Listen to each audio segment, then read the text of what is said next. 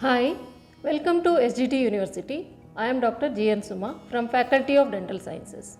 Today we will be learning about nuclear medicine. Dear students, today let us study about one of the most highly sensitive imaging specialization, nuclear medicine, which is also referred to as radionuclide imaging or scintigraphy. We have often heard about PET scan, one of the nuclear medicine subdivision used for the earliest detection of malignancy and metastasis. Radionuclide imaging is a subspecialty within the field of radiology that uses very small amounts of radioactive material to diagnose or treat disease. Radionuclides used are either gamma emitting, that are scanned by gamma cameras in conventional CT scanning, single photon emitting, that are scanned by SPECT cameras in SPECT scanning, positron emitting are scanned by PET cameras in PET scanning. An ideal radiopharmaceutical emits radiation at a suitable energy for detection with either a gamma camera or a SPECT scanner or a PET scanner. It should be cheap and readily available, be able to incorporate radionuclide easily without altering its biological behavior, has a half-life of elimination from body similar to duration of test so that it causes less toxicity. Technetium is the most common radionuclide used in nuclear medicine, taking its name from Greek word teknetos, meaning artificial. It is the first element to be produced artificially. Technetium 99M per technetate is used for thyroid scintigraphy, salivary gland study, etc.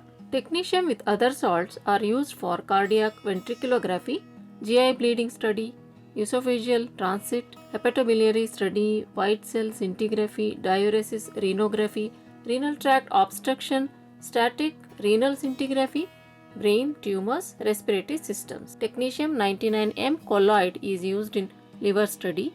Technetium 99M heat denatured red cells are used in spleen study. Technetium 99M polyphosphate is used for bone scintigraphy, especially technetium 99M methyl diphosphonate MDP is used in jaw bones. Iodine isotope is used for iodine metabolism, liver, kidney and thyroid function. Gold and indium in liver and brain diagnostics. Gallium 67 in tumor and inflammation. Krypton in lung. Thallium in heart. 18-fluorodeoxyglucose, that is FDG, is used for PET imaging like the interictal PET, cerebral metabolism PET, tumor imaging. Radionuclides are produced in radionuclide laboratories using cyclotron machines, where the atoms are rotated at high speed to produce radioactive isomers that emit radiation. They are then converted to radiopharmaceuticals in biological molecule synthesizer by tagging with biological molecules like sugar, protein or hormones. The custom-made radiopharmaceutical is then quickly delivered. Appropriate dose is injected into the patient's veins or made to inhale, and then he is taken to the detector gantry in the body. The radioisotope dissociates to give positrons which collide with electrons and release two gamma rays at 180 degrees. Gamma cameras or PET cameras detect these gamma rays. Information from all directions is then converted into visible image by the computers as hot or cold spots of increased or reduced uptake of the tracer. Types of radionuclide imaging can be scintigraphy, SPECT and PET imaging. Scintigraphy is either static or dynamic. Static planar scintigraphy is the simplest type of scintigraphy. After the introduction of the radiopharmaceutical, registration of its distribution in the target organ is done by fixed static detector to determine the shape, size and nature of the organ contours and most importantly hot and cold lesions. In contrast to static, in dynamic scintigraphy, a series of scintigrams with a certain time intervals are made. This allows, in addition to anatomical characteristics, to study the organ functions like excretory function in the liver, the filtration and excretory function of the kidneys, etc. In single photon emission computed tomography, that is SPECT, registration of photons of the examined organ is done by using 1, 2 or 3 detectors that rotate around the patient's body. The number of slices obtained range from 32 to 128, thickness is 4 to 10 millimeters, and reconstruction is possible in different planes. This allows not only the anatomical and topographical characteristics of the organ but also allows to study the biochemical, physiological and transport process.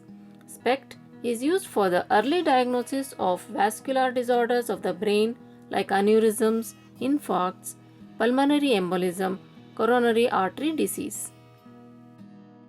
PET or positron emission tomography is the method of nuclear medicine based on the use of ultra short-lived radiopharmaceuticals labeled with positron emitters like oxygen 15, nitrogen 13, carbon 11, fluorine 18 FDG.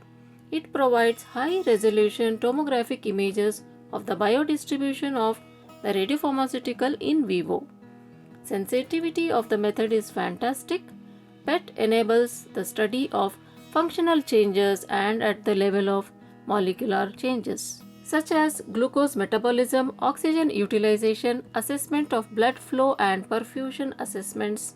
In the first stage of normal glucose pathway, the living cells take up FDG, an analog of glucose. FDG is trapped into these abnormal cells like cancer cells. Hence, FDG PET can reveal the presence of a tumor when conventional morphological diagnostic modalities such as X-ray, CT, MRI and ultrasound do not yet detect any evident lesions.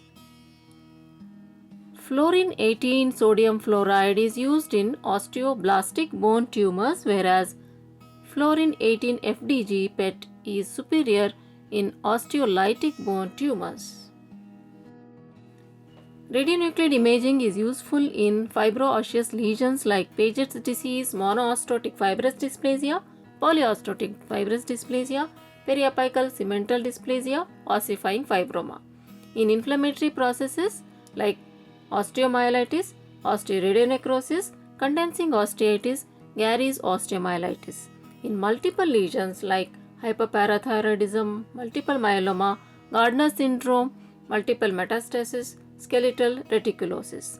In malignant tumors like squamous cell carcinoma, metastatic carcinoma, adenoid cystic carcinoma, nodal involvement in malignancy without enlargement of node or with the enlargement of node.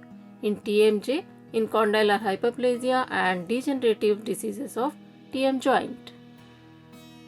Now let us look at the advantages and disadvantages of radionuclide imaging. Nuclear medicine imaging primarily gives images of function including physiology, biochemistry and metabolism by analyzing the dynamic behavior of molecules in organs and tissues at different levels. Its best use is in for early diagnosis of diseases and for evaluation of treatment effects in the early post-therapeutic stage. It allows easy demonstration of whole body images which can help in detecting the metastatic activity. Detailed examinations can be performed on different sites and different times after the single injection of the tracer isotope to clarify findings without increasing the radiation exposure, unlike the other basic techniques where number of exposures are performed. Coming to the disadvantages, spatial resolution is very poor compared to radiographs, CT and MRI. The cost of instruments is relatively high.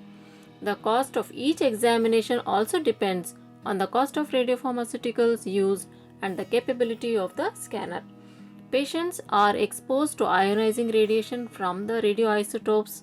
The radiation exposure is internal and whole body exposure in a non-uniform manner determined by the biodistribution and clearance kinetics of the tracer. A 6 mm thick lead shielding is recommended due to an unavoidable high radiation exposure from pet tracers to the staff members when interacting with the radioactive patients. Patients with hypersensitivity, cardiac arrhythmias, and pregnancy are contraindicated for this imaging. Radionuclide imaging is very much useful in oral and maxillofacial diseases. Fundamentals of radionuclide imaging, different techniques, and correct interpretation of the image are very important to the oral medicine and radiology expert for better diagnosis and better treatment. So, today we have covered nuclear medicine, and in the next lecture we will be discussing about thermography. Till then, keep learning, keep growing. See you next time.